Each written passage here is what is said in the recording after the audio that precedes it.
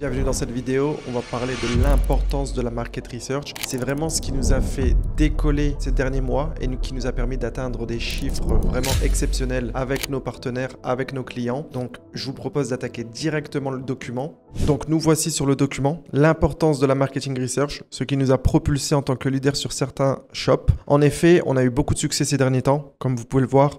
On a des shops avec qui on travaille, qui font 1,4 million les 30 derniers jours sur le mois de juillet-août. On a des 1,1 million sur juin-juillet, 33 000, 59 000 $, 66 000 € day. Voilà, c'est quelques résultats qu'on a eus qui sont quand même relativement exceptionnels. L'agence a bien grandi, l'agence Luma. On apporte des résultats toujours de plus en plus gros. On travaille avec des shops toujours plus gros. Et un des éléments qui nous a fait vraiment réussir, c'est la marketing research. On va voir ensemble comment faire une bonne marketing research. Avant tout, qu'est-ce que c'est? C'est la synthèse de nos insights à disposition des opérationnels. En effet, on a des opérationnels qui vont travailler avec nous et il faut qu'ils aient les infos de par ceux qui font de la recherche toute la journée. Donc, ces données peuvent être internes ou externes. L'objectif, finalement, c'est de identifier les avatars, les pain points, les promesses clés, les objections, les angles gagnants et plein d'autres choses. On va voir ça juste après. Le résultat, c'est vraiment d'intégrer ces insights, que ce soit dans les briefs pour les créatrices, pour casser des objections et renforcer la compréhension de l'avatar dans nos créatives. Il faut que la recherche soit visible dans notre production. Commençons avec la recherche interne. Il faut savoir que c'est la meilleure des recherches, mieux que celle externe. Parce qu'en effet, elles n'ont pas toutes la même valeur. Chaque data, chaque insight n'a pas la même valeur et il faut bien les pondérer. Donc c'est celle-ci qu'on va privilégier. Les voici. Comment on fait de la recherche interne? On va les voir point par point et je les ai triés par d'ordre d'importance. Ça commence par l'ad account. Les créatifs de l'ad account restent le numéro 1. Donc quand il s'agit d'analyser de la data, on ne trouve pas mieux que nos créas en interne. C'est ce qui fonctionne. Et faire plus de ce qui fonctionne, c'est vraiment la clé du succès. Donc on va les analyser, mais seulement celles qui ont assez de spend. Pourquoi? Le reste, c'est du bruit. En effet, une créative à 200-300 €, ça ne sert à rien de l'analyser parce que ça peut être un faux positif. Il n'y a pas assez de data pour prendre des décisions si on itère, si on essaye un peu plus cet angle ou non. Disons que c'est une perte de temps. On va préférer se focaliser sur les pubs qui sont avérées winners parce qu'on va passer beaucoup de temps à les analyser et à itérer dessus. Les itérations coûtent de l'argent car on va spend dans ces créatives. Donc c'est très important de se baser que sur des créas winners sur notre ad account. Le reste est certes intéressant, mais on va leur laisser 5, 7, 10 jours de plus de spend pour voir s'il y a du potentiel ou pas sur cet angle. Comment on analyse? On va regarder le spend, le ROAS et ou le CPA.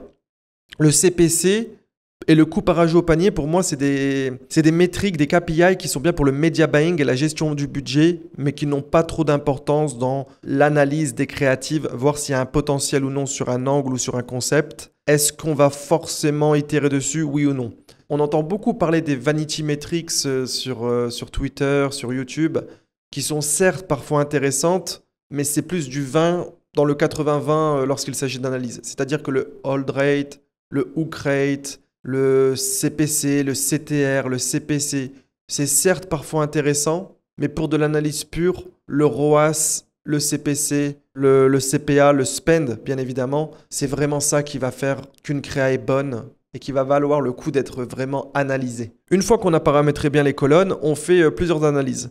Du coup, l'analyse macro, quelle créative a mieux fonctionné sur l'ad account depuis le début? C'est très important parce que même si une créative s'est essoufflée et ne performe pas les derniers jours, il y a une audience qui a acheté et qui a été rentable. Donc peut-être que la créative s'est essoufflée mais pas l'audience. Donc là, il serait intéressant de refaire des créatives dans le sens des créatives winners de l'ad account dans son intégralité. Ensuite, on va faire une analyse un peu plus micro, 7, 14, 30 jours. Qu'est-ce qui est bon, qui a du spend et des bons ROAS? Quand je parle de bons ROAS, je parle de ROAS target. C'est-à-dire que certains produits vont avoir un ROAS break-even de 1,4. Un bon ROAS peut être 2, 2,1, 2,2.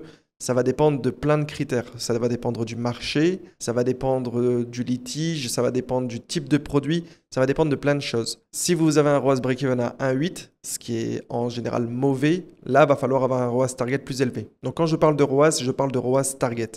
Donc si le ROAS target est bon, si on arrive à l'atteindre, là, on va regarder les créas et on va itérer ou décliner. Qu'est-ce que j'entends par itérer ou décliner? Itérer, c'est faire des petites itérations, des petits changements pour essayer de toucher des postes d'audience similaires, mais les matraquer un peu plus pour qu'ils achètent, avec un élément différenciant qui va faire la différence. Décliner, c'est vraiment reprendre l'essence de ce que fait la créative et de faire des itérations plus en quelque sorte. Si on voit un angle qui ressort vraiment dans la créative, et c'est la raison pour laquelle on pense qu'elle fonctionne, à ce moment-là, on va venir la décliner, reprendre cet angle et faire plein de créatives autour de cet angle avec différents concepts. A contrario, si on pense que c'est le concept qui fonctionne, comme un us versus them par exemple, on va reprendre le concept et mettre plein de produits de substitution ou produits concurrentiels et faire des batchs de us versus them. Donc ça, c'est ce qu'on appelle décliner. Itérer, on va changer les couleurs, les mots, le wording, mais on va rester proche de la winneuse. Donc voilà. Une créa, 500 € de spend avec un excellent ROAS, on peut commencer à s'y intéresser. Une créa 1000 € et un bon ROAS, on s'y intéresse. En dessous, c'est du bruit, on va attendre quelques jours avant d'analyser. Ensuite, dans notre analyse de recherche interne pour faire une super marketing research, on peut regarder les commentaires Facebook. C'est une vraie mine d'or. Les commentaires Facebook en dessous de nos ads sont vraiment un des éléments les plus importants à prendre en compte lorsqu'on fait notre recherche. Le questionnaire post-achat. Ça, encore une fois, c'est une mine d'or. Je vous conseille à tous de mettre un questionnaire post-achat très tôt, car il est assez difficile de récupérer des réponses post-achat, mais il suffit de 50, 100, 150 réponses pour déjà avoir pas mal de data super intéressantes. Et des fois, on confirme ce qu'on pense, mais des fois, on trouve aussi des nouvelles audiences, et surtout, on peut réutiliser le wording de l'audience. Et c'est ça la véritable clé du succès, utiliser les mots de notre audience. Un petit tips pour le questionnaire post-achat, ça serait de vraiment mettre des questions ouvertes. En effet, mettre des menus déroulants, des drop-down, c'est sympa, mais ça va venir confirmer ce qu'on le pense déjà, car on est à l'initiative des propositions. Lorsqu'on met des questions ouvertes, on va récupérer le wording, et en plus de ça, on va trouver des angles qu'on ne connaît pas encore, et c'est vraiment ça l'idée de la marketing research, c'est de trouver le bon wording, des angles qu'on n'avait pas encore investigués, et aussi pondérer les angles qu'on connaît, pour pouvoir travailler plus dessus en créative. Les commentaires sur les applications d'avis, bien évidemment. Judge Me, Loox ou peu importe l'application d'avis. C'est intéressant d'aller fouiller un peu les avis qui ont été mis sur l'application. Approuvés ou non, hein, le but c'est juste d'avoir de la data, d'avoir des mots qui viennent de la part de nos clients ou de nos prospects.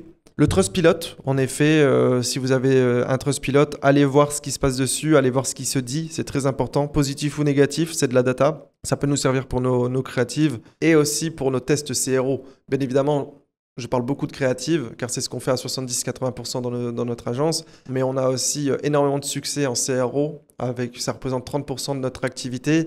Et bien souvent, on a des insights de la part de nos clients qui viennent de cette marketing research qui va nous permettre d'implémenter des choses ultra pertinentes, que ce soit en termes de copywriting ou d'idées de upsell, cross-sell sur l'UX aussi.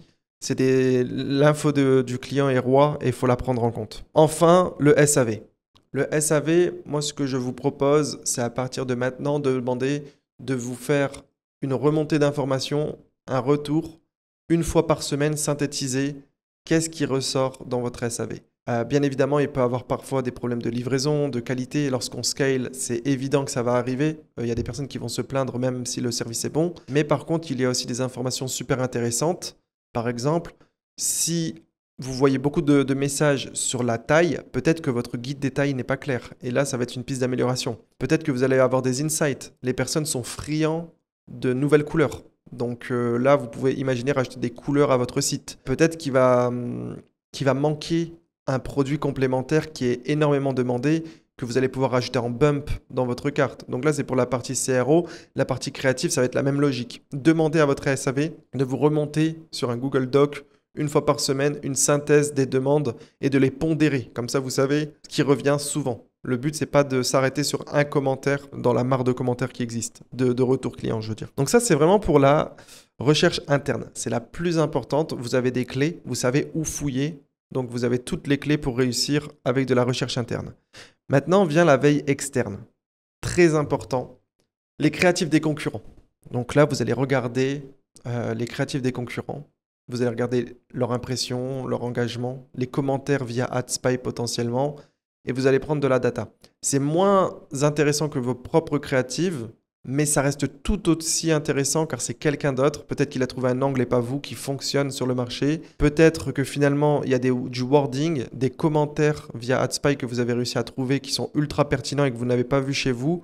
Donc, les créatives des concurrents, c'est méga important. C'est le numéro 1 de la veille externe. Le Trustpilot des concurrents, très important. Amazon, avec des produits complémentaires. C'est très intéressant de regarder ce qui se fait, regarder les produits qui ont les meilleures notes, regarder ce qui se dit dans les commentaires, regarder un peu leur description et leur titre qui est ultra optimisé pour toucher les bonnes audiences. Ça va vous donner des super idées. C'est pareil avec TikTok. Regardez ce qui fonctionne en organique, trier avec des extensions. Qu'est-ce qui fait le plus de reach? Regardez les commentaires, les interactions, les concepts, les formats, le wording employé par les personnes. Est-ce qu'il y a des objections? Tout ça, en fait, ça se répète, mais en fait, là, je vous donne les sources d'où aller chercher cette info et de les prioriser par ordre d'importance et ensuite de les pondérer dans votre choix marketing. Créative, Trustpilot, Amazon, Reddit, bien évidemment. Pour Reddit, vous pouvez utiliser GigaBrain, qui est un excellent outil qui va aller fouiller sur Reddit et vous faire des synthèses. C'est ultra pertinent. Je vous conseille quand même, si vous avez une grosse brain qui va faire 20, 30, 50 KD, d'aller fouiller vous-même sur Reddit, parce que rien ne remplace la recherche et la veille par soi-même, même si les synthèses par l'IA sont ultra pertinentes. Quora, Answer the Public, ça, voilà, c'est dans la même veine. C'est des pistes que je peux vous donner. Les groupes Facebook et les forums spécialisés, là, encore une fois, c'est une mine d'or. Si vous faites vraiment beaucoup, interagissez, posez des questions, essayez vraiment d'aller chercher toutes les informations possibles pour ensuite aller les synthétiser dans le document qu'on va appeler le Saint Graal. On va voir ça pourquoi. Qu'est-ce que c'est que le Saint Graal? Le Saint Graal, c'est le document synthétisé de toute votre recherche qui va être à disposition de vos opérationnels. Parce qu'en effet, vous, en tant que owner ou en tant que créatif stratégiste, vous connaissez les informations de votre brain, ce qui est très bien. Mais si ce n'est pas vous qui faisiez les créatives, parce que vous faites 30, 40, 50 KD et que vous avez délégué la partie opérationnelle parce que vous faites énormément de volume, le volume étant une des clés du succès en e-commerce, il faut que vous vous assuriez que l'opérationnel profite de la data dans votre cerveau ou dans celui de votre créatif stratégiste. Donc à ce moment-là, il faut vraiment le synthétiser sur un document. En plus de ça, ce document sera uploadable sur des IA comme Cloud AI, ChatGPT, et ce qui va permettre en fait d'avoir une pertinence ultime. Votre opérationnel, votre équipe opérationnelle va être en disposition de super bien travailler avec de la bonne data et de fournir du volume en faisant de la qualité, car c'est des vidéomonteurs, des static makers qui font de la qualité. C'est pour ça que vous travaillez avec eux. Donc, qu'est-ce qu'on synthétise? Tout ce qu'on a vu avant, regroupé de cette manière. Les angles marketing, les angles winner, les angles à investiguer, les angles non validés, les product benefits, les product features, donc ça c'est pour la partie produit. Concernant les audiences et les avatars, quels sont les targets audiences? Quels sont les pain points? Les dream outcomes? Les deep desire? Les frustrations? Les objections? D'ailleurs, je mets en exergue le fait qu'il est très important d'avoir un super lexique marketing, car les IA de nos jours sont quasiment parfaites, mais ne le sont pas encore, et il faut savoir les guider. Input est égal à output. C'est très important de parler avec le bon lexique, de lui donner de la bonne data. Ce document va dans ce sens-là. Et donc, en fait, ça vous permet de vraiment encadrer votre équipe opérationnelle pour être sûr que le travail est bien fait. Même si votre opérationnel doit être éduqué, bonne, productive, intelligente, encadrée, c'est une des clés du succès. Ensuite, on va mettre en avant des avis de manière exhaustive. Les avis Facebook, Trustpilot, Amazon, Reddit, Quora, les forums spécialisés en quelque sorte. Les avis TikTok et les avis des websites que vous allez consulter via des recherches Google, des blogs, des recherches Google en somme. Voilà pour les avis. Vous allez mettre aussi en avant un champ lexical. C'est très important d'avoir un champ lexical fourni, utiliser les bons mots pour le bon produit. Ça va être basé aussi sur la recherche. Par exemple, si vous vendez un produit pour maigrir ou alors un produit pour cacher le ventre, un effet ventre plat, on peut utiliser des mots minceur, anticellulite, effet ventre plat, mais aussi des mots comme brioche, boudin. Si vous voyez ça un peu potentiellement dans vos ads, je l'utilise pour cacher ma brioche. Peut-être qu'en fait, c'est un mot qui va résonner avec votre audience et c'est ça qui va aller vous faire chercher des ROAS 3 ou 4. C'est un simple mot. Et ça, c'est basé sur la recherche. Donc, ayez un champ lexical basé sur votre recherche. C'était des exemples, c'est pas basé sur de la recherche, donc prenez pas ça pour acquis.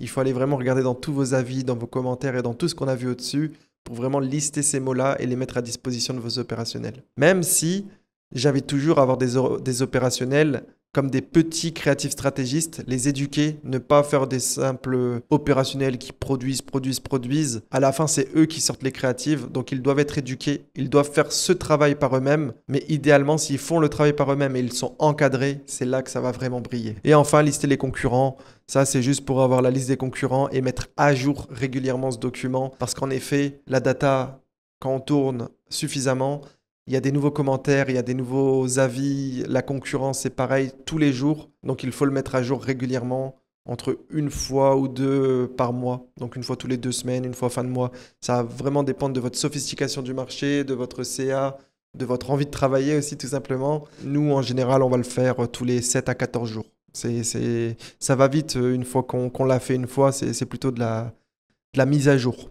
Donc voilà, avec ces infos sur la recherche, vous savez où chercher, vous savez comment les synthétiser, vous savez à quoi ça sert, le résultat final, l'objectif d'une super recherche. Donc là, vous avez toutes les clés en main pour réussir. Et maintenant, j'invite à tous ceux qui veulent aller plus loin, pour ceux qui veulent aller plus loin et vraiment maîtriser l'e-commerce, regardez cette deuxième partie de la vidéo. C'est un plus, on s'écarte un tout petit peu de la marketing research, on va voir comment comprendre la data en e-commerce. Et en fait, comprendre la data, ça permet de mieux pondérer et de trouver des informations pertinentes pour le document de recherche. Donc c'est vraiment complémentaire, c'est pour avoir un document de recherche top niveau. On attaque tout de suite. La veille créative. Donc les fondamentaux de la data, c'est quoi ? Il y a plusieurs éléments. Il y a les impressions, le trafic, les live ads, l'engagement. On va parler d'abord des impressions. Le nombre d'impressions est un excellent indicateur disponible qu'en Europe pour savoir si la créative a dépensé, donc si elle est rentable. Parce qu'en effet, une créative qui va beaucoup dépenser, c'est une créative rentable. Je ne connais pas un e-commerçant qui va dépenser 5, 10, 15 000 euros sur une créa en étant break-even. Sauf 0,02% qui vont avoir des stratégies LTV sur des produits particuliers à recurring, mais c'est extrêmement rare dans le monde du dropshipping, ça va être plutôt dans les brands et encore. Spoiler alerte, les choses vont vite en e-commerce. La partie qui va suivre sur Afterlib n'est plus tout à fait à jour. En une semaine de temps, des choses se sont passées. TrendTrack V2 est sorti et franchement, TrendTrack va venir tout simplement remplacer Afterlib avec sa nouvelle feature. Il permet de voir les impressions, les filtres sont plus aboutis, sont plus qualitatifs. On peut regarder au niveau du shop, mais aussi au niveau des ads, au niveau des pages, filtrer l'ensemble en même temps. Donc, c'est pertinent de regarder les quelques minutes qui suivent sur Afterlib, mais tu peux faire la même chose sur TrendTrack. Ça évite d'accumuler les abonnements. Donc voilà, c'était juste une petite vidéo pour te dire que Afterlib n'est plus extrêmement pertinent, surtout si tu as un petit budget. Tu peux tout faire sur TrendTrack à partir de maintenant, mais la réflexion et les filtres restent les mêmes, c'est juste l'outil qui change. Donc voilà, continue la vidéo, j'espère que ça te plaît jusqu'à présent et c'était juste pour t'alerter sur ce point-là. Merci et à bientôt. Ciao, ciao. Pour ça, on peut utiliser actuellement Afterlib, qui est un excellent outil pour voir les impressions. Toutes les impressions ne remontent pas. Donc, je vous ai fait un tableau pour savoir qu'est-ce qui est une bonne ads et une moins bonne ads. 1 million d'impressions et plus, c'est une excellente ads. Entre 500 et 1 million, c'est une très bonne ads. Entre 200 à 500 000, c'est une bonne ads. Et 200 000 impressions ou en dessous, il n'y a pas assez de data. On va préférer la mettre en bookmark, la save et regarder d'ici quelques jours si elle a dépassé ce fameux palier des 200 000. Même si à 100, 150 000, on peut déjà avoir des créatives correctes à condition qu'elles soient récentes. Il faut savoir que tous les shops ne scalent pas une créa verticalement. Ça existe, il y a beaucoup de shops qui l'ont. Mais il y a aussi beaucoup de shops qui scalent horizontalement avec plein de créatives. C'est-à-dire que si vous voyez un shop avec plein de créatives entre 200 à 500 000, ça peut être un excellent shop qui scale horizontalement en statique par exemple, même si certaines statiques font des super résultats parfois en vertical. L'idée étant qu'il faut avoir ça en tête. 200 000, c'est déjà une bonne créative à condition qu'elle soit lancée sous peu, dans le sens où la vélocité a de l'impact. 200 000 sur un an d'impression ou 200 000 sur 6 jours, c'est pas la même chose. Exactement ce que je dis ici. Donc voilà pour les impressions, vous y voyez un peu plus clair maintenant, ça va être pour l'Europe, hein, la recherche en Europe. Pour le trafic, donc le trafic, moi j'utilise TrendTrack. D'ailleurs, TrendTrack, si tu veux l'essayer à moins 10%, j'ai un lien. Donc, tu peux l'utiliser, c'est dans ma bio. C'est vraiment un outil que j'utilise régulièrement, notamment en début de mois, quand le trafic se met à jour. Ça permet en fait de faire une veille et de regarder tous les sites à haut trafic de manière simplifiée, sans devoir chercher par soi-même sur l'ad library. Quelle est l'utilité d'avoir tous ces sites? Ça permet en fait de regarder leur ad library, comprendre pourquoi ils ont autant de trafic. Ça permet de trouver des produits à potentiel. Ça permet aussi d'analyser leur page produit winners pour avoir des idées en CRO. C'est vraiment un outil que j'utilise très régulièrement, notamment en début de mois. J'ai mon petit rituel avec TrendTrack. Donc n'hésite pas à utiliser le code et n'utilise pas à utiliser le lien en bio si tu veux essayer TrendTrack. Je recommande les yeux fermés. Je ne recommande pas ce que je n'utilise pas. Très bien. Donc le trafic très intéressant. Il faut quand même faire très attention, que ce soit sur SimilarWeb, TrendTrack ou autre. Le trafic, il faut vraiment le benchmark comparé aux autres sites. Il ne faut pas le prendre pour acquis. Sur certains sites, il faut faire x2. Sur d'autres x4, sur d'autres x7. Et pour certains sites, la data même a du mal à remonter. Je connais des shops qui ont 10, 20 000 de trafic, mais pourtant qui vont faire 20, 30, 40 KDI. Je pense que d'ici quelques semaines, quelques mois, ça va se mettre à jour, mais il y a tout le temps du délai. Donc vraiment prendre le trafic comme quelque chose d'intéressant, mais pas le prendre au pied de la lettre. Et sur des plus petits shops, en effet, on peut aller jusqu'à du x10, x15, x50, surtout sur des shops petits qui scalent fort. Donc faire très attention. Mais on y vient. Il y a un moyen de compenser cette manque de data pertinente, c'est les live ads. Et en fait, les live ads, c'est le nombre de publicités actives. Et donc si vous voyez un petit shop à 20 000 de trafic, soit il est petit, soit il est en retard sur TrendTrack en termes de trafic, mais c'est déjà un indicateur intéressant. Mais s'il a 100 ads actives, 50 ads actives, c'est plutôt pertinent. Ça va dans le sens de c'est un gros shop qui a eu de la data, qui a eu du mal à remonter. Donc très intéressant à coupler avec la métrique du trafic. Attention, cela dit, il existe deux méthodes de media buying très connues en ce moment. C'est l'IBO, on va lancer à faible budget et couper relativement tôt nos créatives, ou la CBO.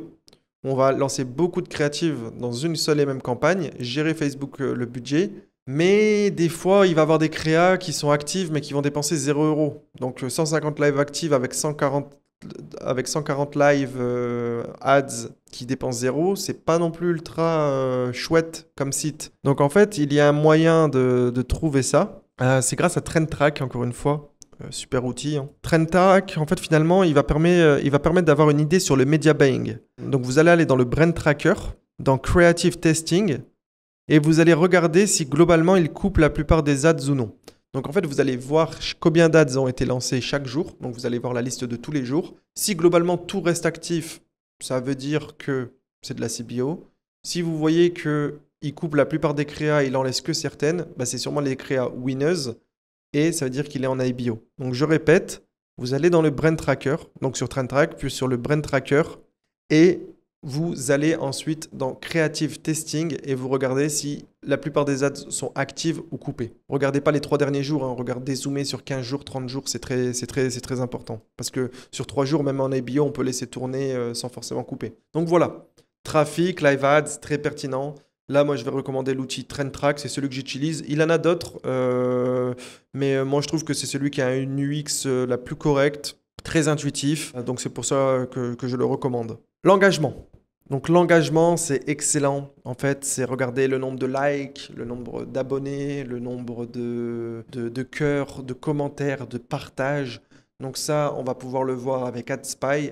AdSpy qui est un excellent tool, mais qui met du temps à remonter la data. Donc c'est cool, mais ça reste limité. Donc voilà. C'est très important de regarder l'engagement, ou même en scrollant hein, vous-même sur votre Facebook ou sur votre TikTok, l'engagement est super important. Cela dit, je tiens à mettre un point d'alerte. J'ai fait une grande analyse il y a quelques semaines. L'engagement, c'est très volatile. Une ads qui dépense 1 000 € peut faire 15 likes comme 250 likes.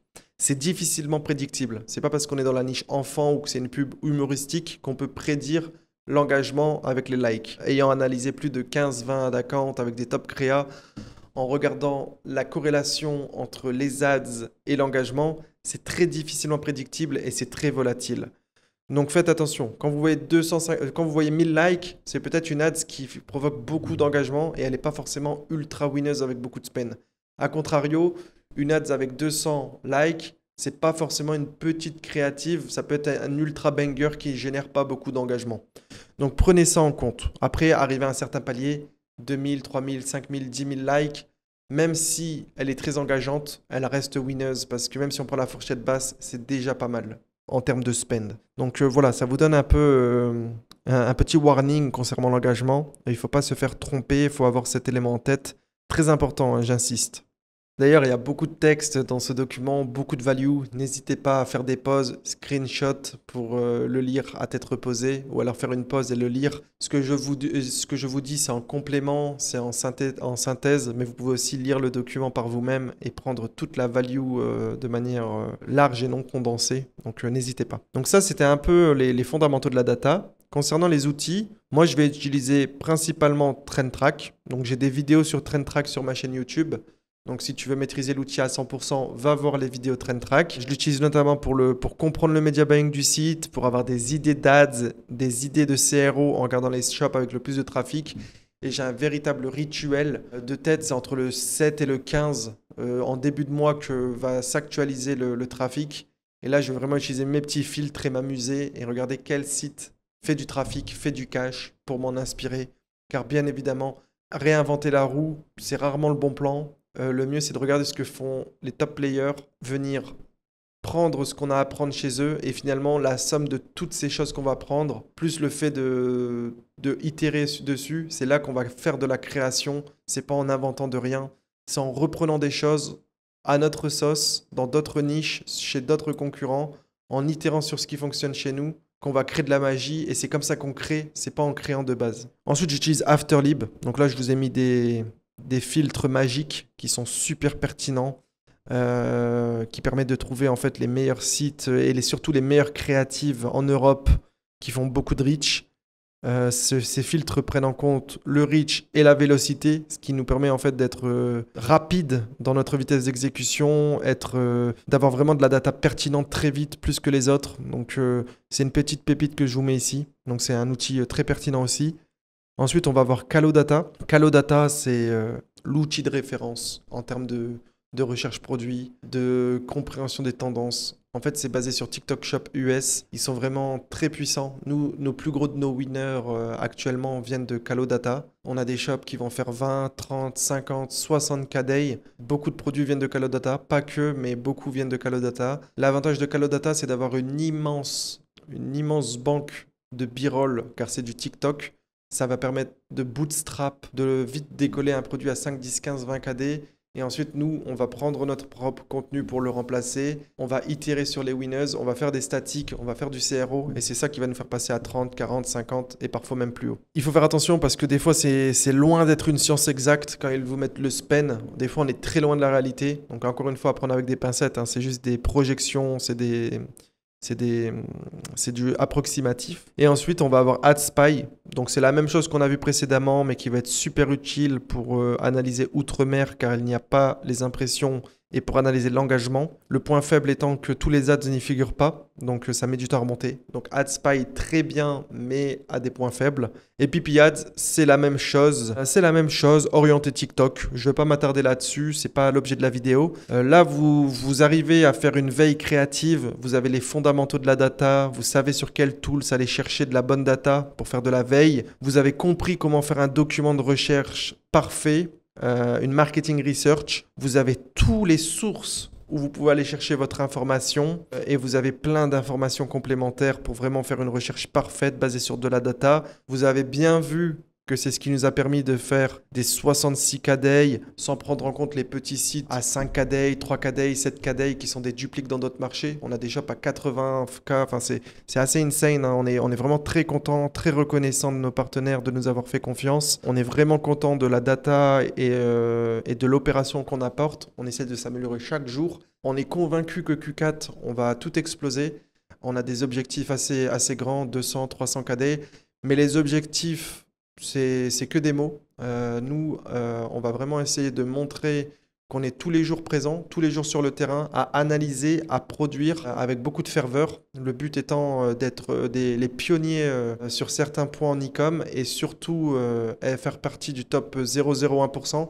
C'est ambitieux, on n'y est pas encore, mais on s'y approche chaque jour. Et toute l'équipe derrière Luma met énormément d'énergie hein, pour atteindre cet objectif. Donc je suis content de vous partager nos insights. J'ai rien à gagner à garder les choses pour moi. Je vous donne tout. L'idée étant que je suis persuadé que les personnes qui arrivent à lire entre les mots voudront travailler avec nous, car on est sérieux, on a de la data, on a vraiment quelque chose à apporter. Je ne vais pas faire de CTA parce qu'actuellement on est full, on va se préparer, on va préparer notre Q4 avec nos partenaires déjà actuels. On est très reconnaissant de travailler avec eux. On est persuadé qu'on va aller chercher des chiffres immenses, donc pas de CTA.